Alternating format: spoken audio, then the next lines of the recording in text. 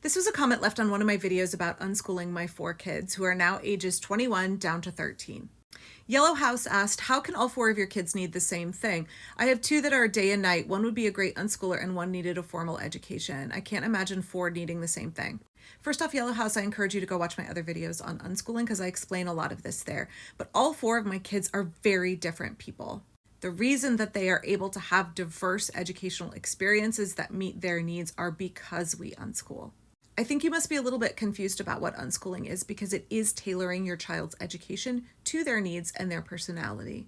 My 4 kids have vastly different interests and they have approached their education very differently. My 21-year-old is autistic and incredibly self-directed. She had no formal classes until she went to college. She chose to get her GED. She is now a full-time student with a 4.0 GPA, majoring in fish and wildlife and minoring in German.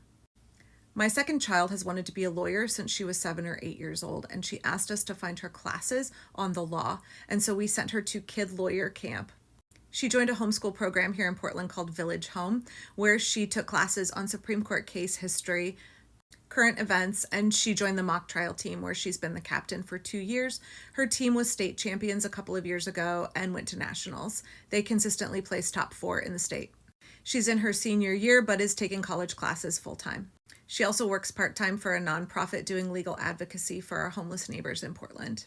Last spring, my 15-year-old began talking to me about how he felt he needed more external support for his education, that he felt motivated to take more formal classes, and so we enrolled him in an early college program. He's now a full-time college student, and he's interested in studying history. My almost 13-year-old is fiercely independent. He loves coding. He learned to read and do multiplication at age 4 by playing Minecraft. He also loves going to the Japanese garden here in Portland. Unschooling, as I've said many times, is not unparenting.